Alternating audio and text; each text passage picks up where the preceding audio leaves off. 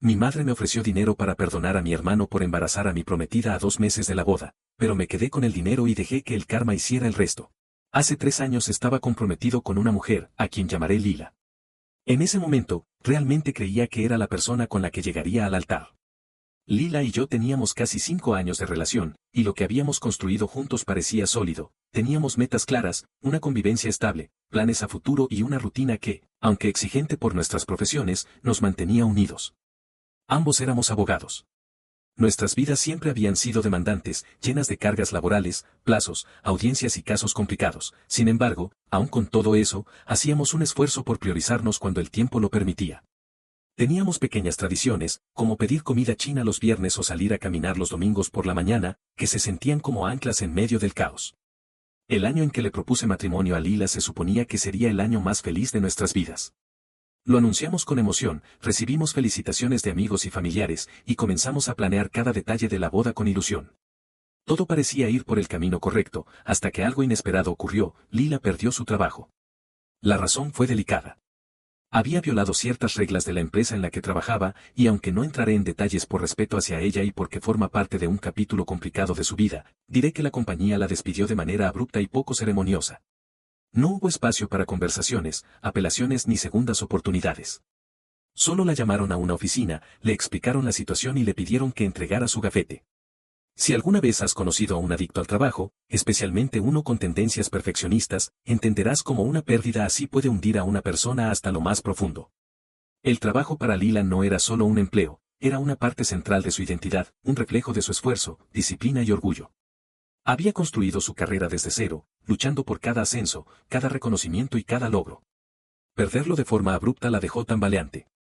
Recuerdo verla caminar por la casa en silencio, como si estuviera desconectada del mundo, sin saber qué hacer con tanto tiempo libre. Su confianza quedó hecha añicos. Lila comenzó a buscar empleo de inmediato, enviando solicitudes a firmas grandes, pequeñas, corporativas y boutique. Aplicó a todo lo que pudo.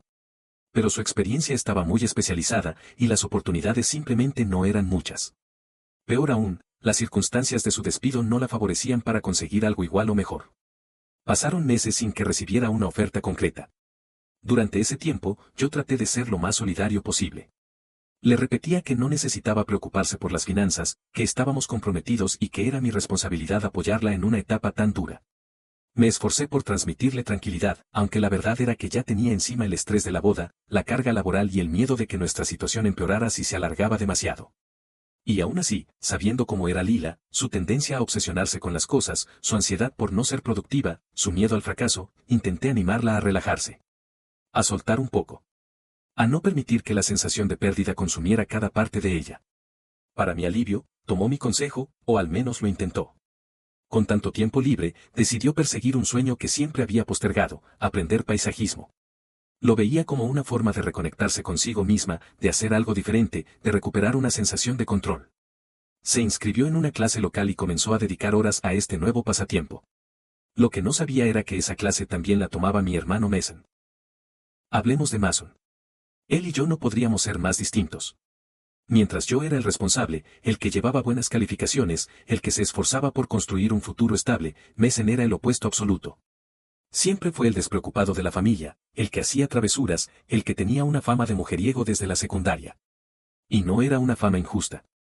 Mason era el tipo de persona que salía con varias chicas, rara vez se comprometía y cambiaba de relación como quien cambia de camiseta. Su vida giraba alrededor de la diversión inmediata, sin pensar demasiado en las consecuencias de sus actos.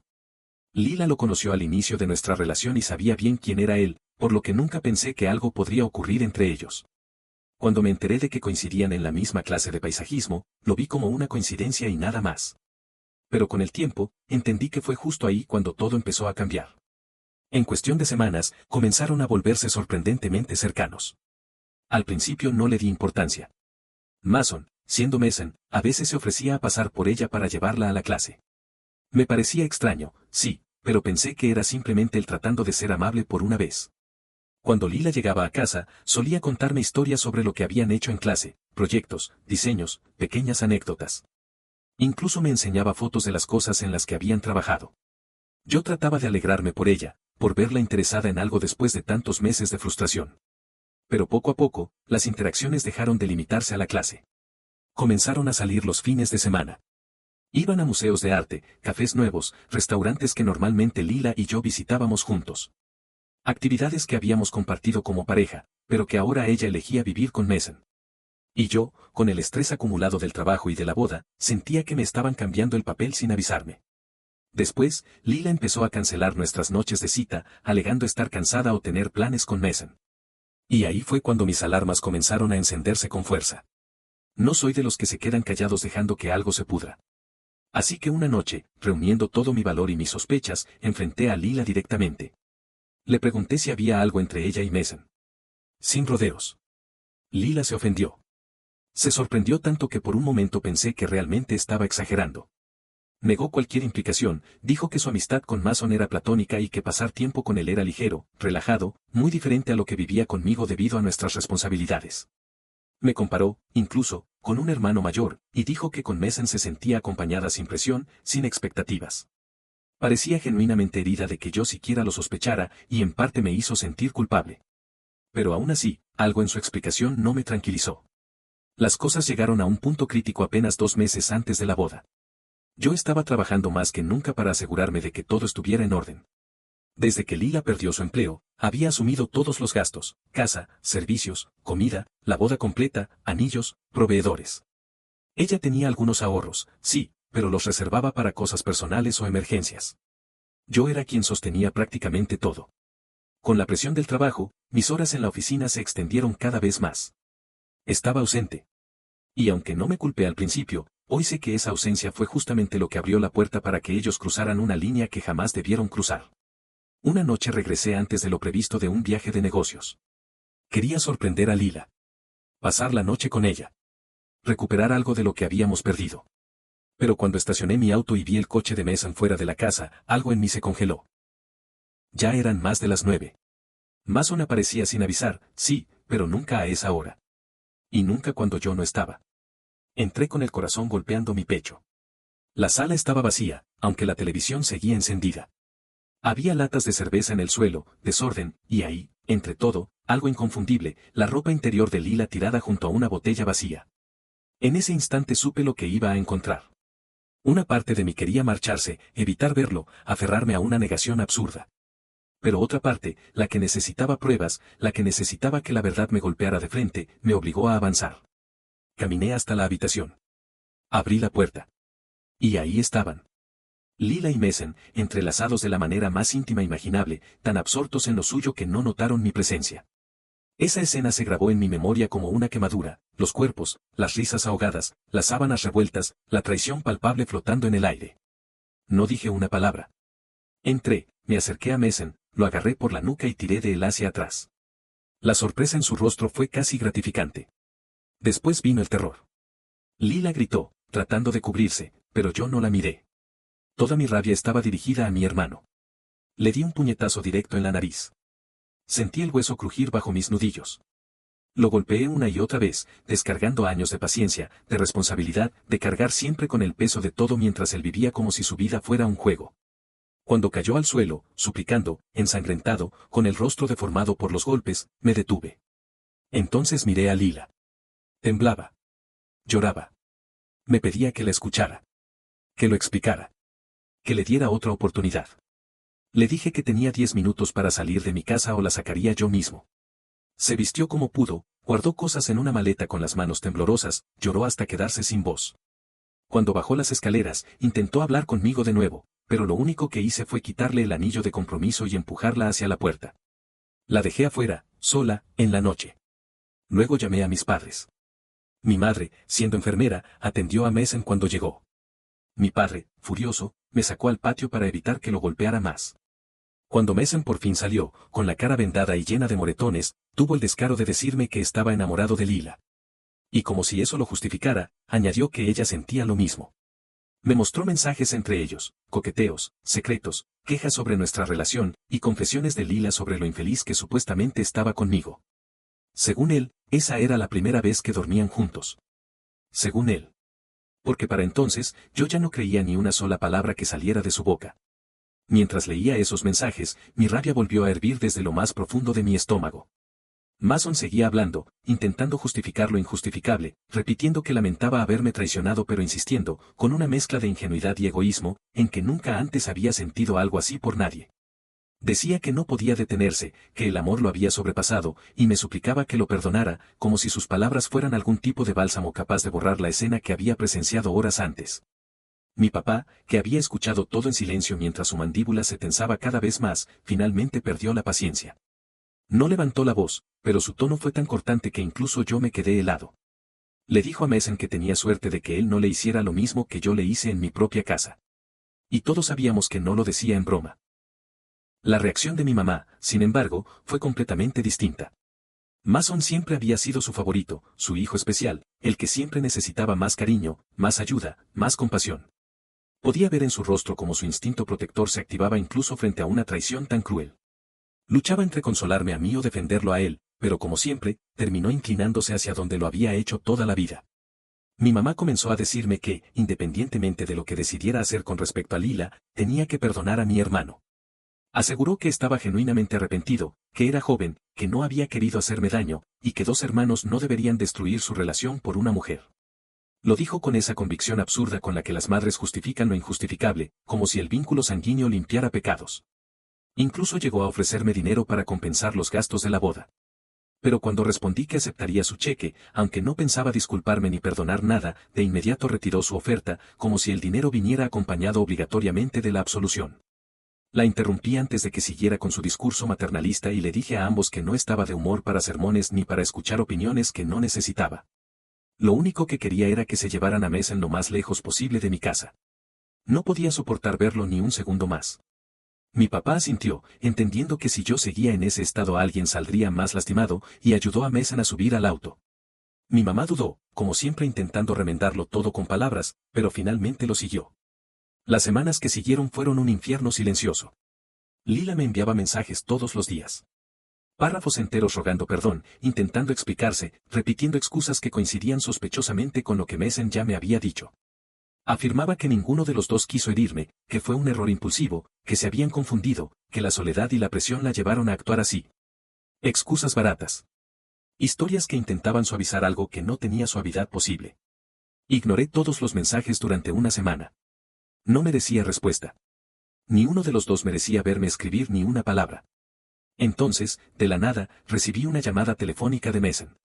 Mi cuerpo entero se tensó en cuanto escuché su voz, y lo único que hice fue esperar en silencio a ver qué estupidez iba a decir ahora. Y no decepcionó, me informó que Lila estaba embarazada y que el bebé era suyo. Me dijo, con una sinceridad que resultaba grotesca, que ya que ella esperaba un hijo suyo, quería casarse con ella, y que necesitaba mi bendición. Algo casi cómico si no fuera tan insultante. Por supuesto, no se la di. La reacción de mi madre convirtió todo en una tragedia aún más absurda. No solo intentó mantenerse como mediadora, sino que comenzó a tratar el embarazo como si fuera una señal divina. Me dijo que seguramente Dios tenía un plan y que tal vez Lila y Mason estaban destinados desde el principio. Era como si la traición dejara de ser traición apenas aparecía la palabra nieto en la ecuación. Le dije a mi madre, con la calma más fría que pude reunir, que si decidía ponerse del lado de ellos, nuestra relación terminaría de inmediato. Y lo dije en serio. La traición de mi hermano era suficiente, pero ver a mi propia madre defendiendo su comportamiento y rompiendo la objetividad por su favoritismo enfermizo era algo que no podía tolerar. Mi padre intentó permanecer neutral, como si eso ayudara a equilibrar el desastre. Pero ya era demasiado tarde. Mi madre comenzó a apoyar a Lila financieramente, asegurándole que ella y el bebé no quedarían desamparados. Eso sí, imponiendo una condición, que ella y Mason debían casarse cuanto antes. Mason, por supuesto, aceptó encantado, ya fuera por deber, por presión o por simple impulso. Mi madre prácticamente organizó la boda antes de que cualquiera de ellos tuviera tiempo de cuestionarlo. Cuando descubrí que habían empezado a enviar invitaciones a nuestros familiares, una parte de mí murió. No sabía si era furia o humillación, pero la mezcla era insoportable. Y así, sin hacer escenas y sin gritar, simplemente cumplí mi palabra, corté a mi madre y a Mason de mi vida. Actualización 1. Quiero aclarar algunas cosas, sobre todo porque el comportamiento de mi madre en esta situación me resulta tan desconcertante que todavía me cuesta procesarlo. El simple hecho de que esté intentando hacerme sentir culpable para que ayude a Lila y a su hija, después de todo lo que ha pasado, me parece increíblemente egoísta. Entiendo que se sienta obligada por su nieta, pero eso no le da derecho a esperar que yo limpie el desastre que dejó su hijo dorado. Especialmente después de cómo terminó todo para mí, cuando fui yo quien resultó traicionado. Si mi madre quiere tener un hijo favorito, puede hacerlo. Pero también debería hacerse cargo de él, sobre todo cuando todas esas decisiones equivocadas empiezan a desmoronarse. Y sí, estoy de acuerdo con varios de los comentarios que me han hecho, mi papá también me traicionó. En lugar de ofrecerme el apoyo que necesitaba cuando todo salió a la luz, decidió adoptar una postura neutral que, en retrospectiva, fue igual de dañina. Aunque regañó a mi hermano aquella vez, jamás se puso realmente de mi lado. Al no desafiar el comportamiento manipulador de mi madre, también tuvo su parte en esa traición. Planeo hablar con él pronto, aunque no espero mucho de esa conversación. Es cierto que Mason dejó a Lila, pero eso no significa que automáticamente yo deba asumir la responsabilidad de cuidarla. Ella tomó sus decisiones.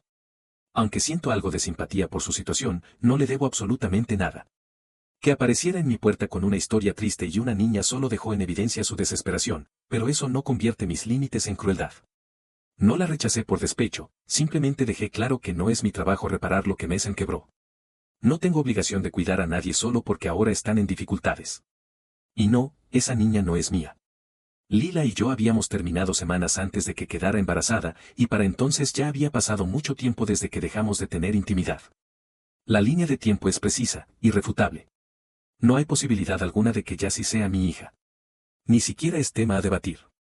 Además, la niña tiene todos los rasgos de Mason, su cara, sus ojos, incluso su sonrisa. Es como ver a mi hermano de niño otra vez. No necesito una prueba de paternidad cuando el parecido es inconfundible. No quiero adoptar a mi sobrina. Me sorprende que alguien pensara que esa era una opción razonable. Independientemente de la situación financiera o emocional de Lila, ella es la madre, y su responsabilidad no desaparece porque la vida le salió mal. Nunca trabajó después de casarse, nunca ahorró y dependió completamente de Mason, como si él fuera una inversión de por vida. Pues bien, las inversiones malas también se pagan. Mason es el padre, y aunque se separen, ambos deben asumir la responsabilidad de su hija. No hay escapatoria para él, tendrá que pagar manutención infantil tarde o temprano. Actualización 2. Hoy hablé con mis padres sobre todo lo que ha sucedido.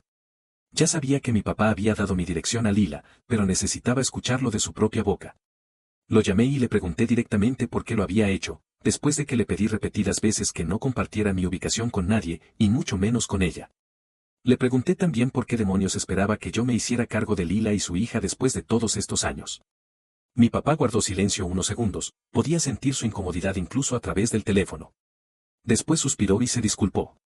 Dijo que lo lamentaba, que ellos habían hecho todo lo posible por ayudar a Lila, pero que, con Mason desaparecido tanto tiempo, sus manos estaban atadas. Me confesó que mi mamá le insistió hasta agotarlo.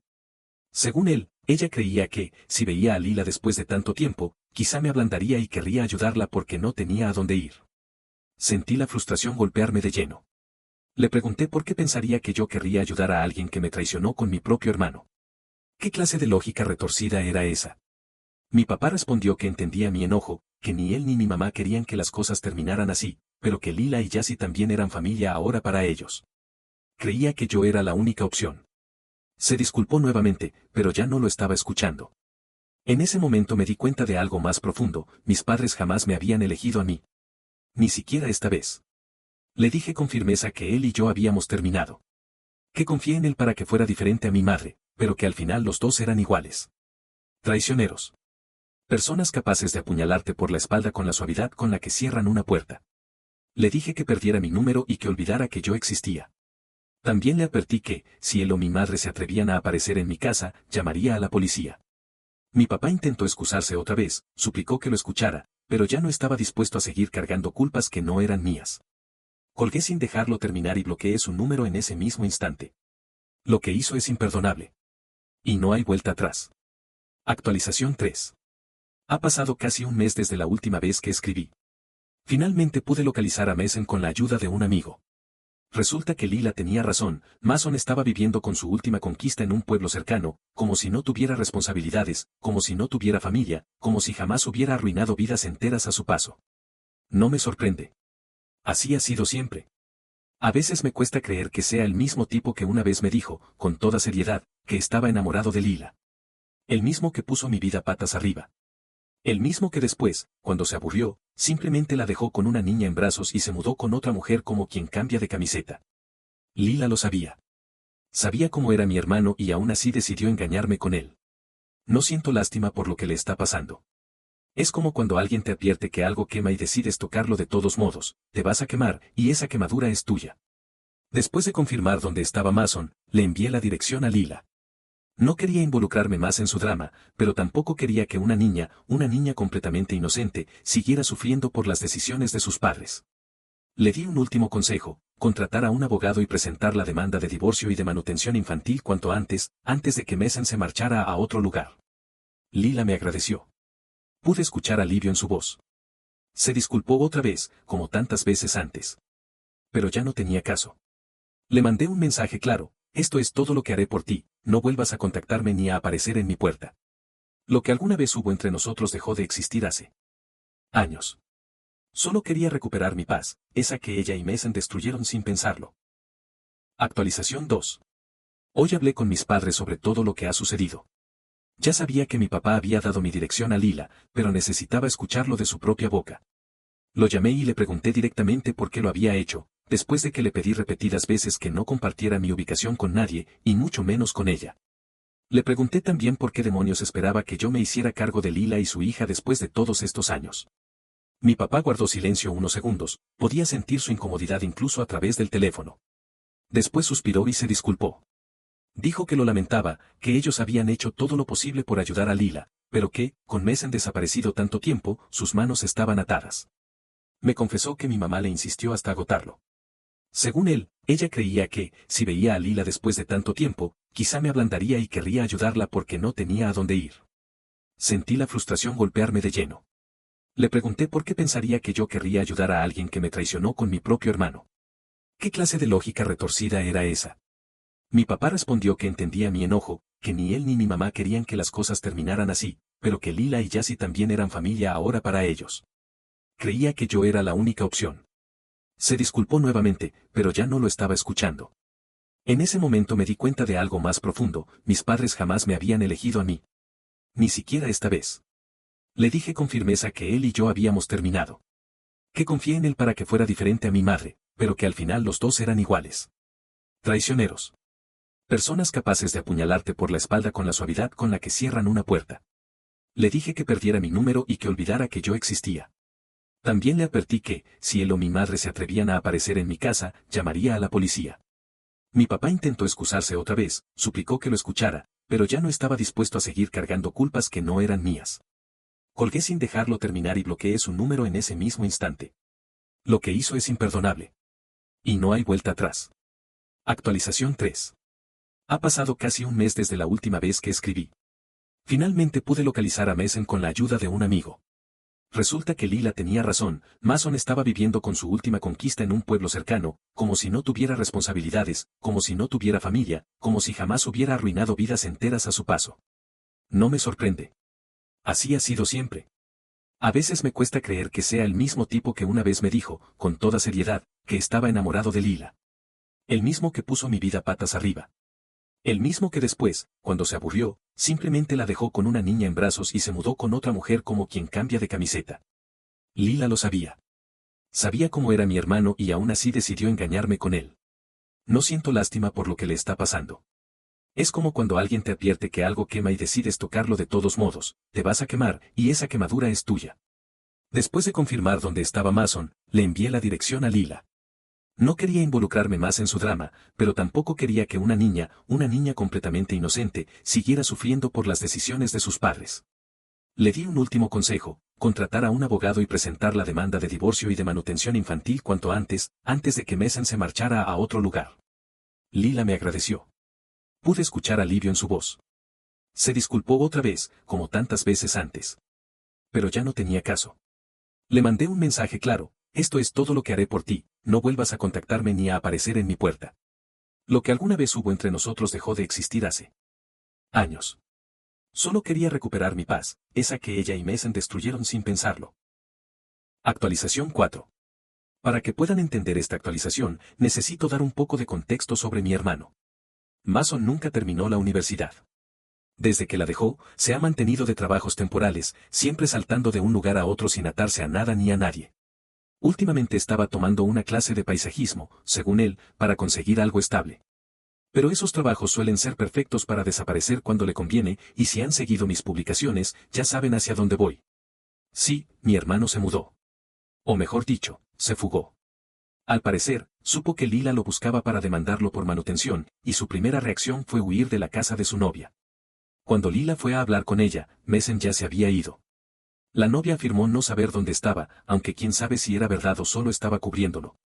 Mi intuición me dice que era lo segundo. Me enteré de todo esto porque Lila volvió a contactarme.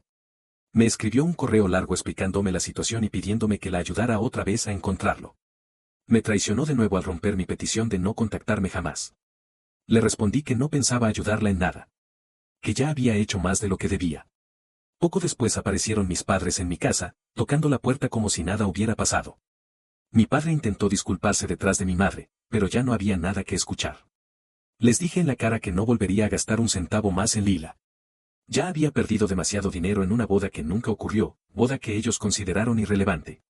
Mi madre, intentando negociar, me dijo que podría devolverme parte del dinero si me hacía cargo de Lila y de mi sobrina. Todavía hoy me impresiona la capacidad de mi madre para mezclar manipulación y lógica retorcida en una misma frase. Le dije que, si estaba tan segura, que me escribiera un cheque en ese mismo momento. Que quizá, consideraría pensar si aceptar o no a Lila de vuelta era buena idea. Era una mentira, evidentemente. Pero aceptó. Se lo pensó un segundo y escribió un cheque por $5,000. No cubre ni la cuarta parte de lo que gasté en aquella boda, pero algo es algo. Les pedí que se fueran porque el cheque no incluía permiso para presentarse en mi casa sin que yo llamara a la policía. Y se fueron rápido, como si la puerta quemara. Deposité el cheque. Me tomó más tiempo hacer la fila que decidir que jamás aceptaría a Lila de vuelta. Luego llamé a mi madre para informarle que el cheque tenía fondos. No le cayó bien. Dijo que, si aceptaba el dinero, debía cumplir con mi parte del trato. Le recordé que nunca acepté ningún trato. Solo dije que lo consideraría. Y lo consideré. 10 segundos. Suficiente para saber que la respuesta siempre sería no. Mala idea meterse con un abogado al que ya traicionaste 2 veces. Actualización 5. Mi madre ahora exige que le devuelva el dinero. Le dije que me demande si cree que tiene un caso. No hay mensajes que lo respalden, y aunque hubiera grabado mi llamada, no hay una sola palabra donde yo acepte encargarme de Lila. Sería un espectáculo interesante en la corte. Mientras tanto, Mason finalmente apareció. Lila logró encontrarlo y presentarle los papeles del divorcio y la manutención. Y aquí viene lo más absurdo, mi hermano quiere que yo sea quien lo represente. Buena suerte con eso. No pienso trabajar gratis para él, y él no tiene un centavo para pagarme. Mucho menos pagará abogados particulares. Y buena suerte también para Lila intentando obtener algo de él. Si realmente buscaba estabilidad financiera, debió elegir mejor. Pero eligió a Mason. Y ahora ambos están cosechando lo que sembraron. Yo, por mi parte, terminé con este capítulo hace mucho tiempo. No pienso cargar con responsabilidades que no me pertenecen. No pienso salvar a quienes me destruyeron. Y no pienso permitir que mi familia siga usando mi vida como un contenedor donde tiran sus errores.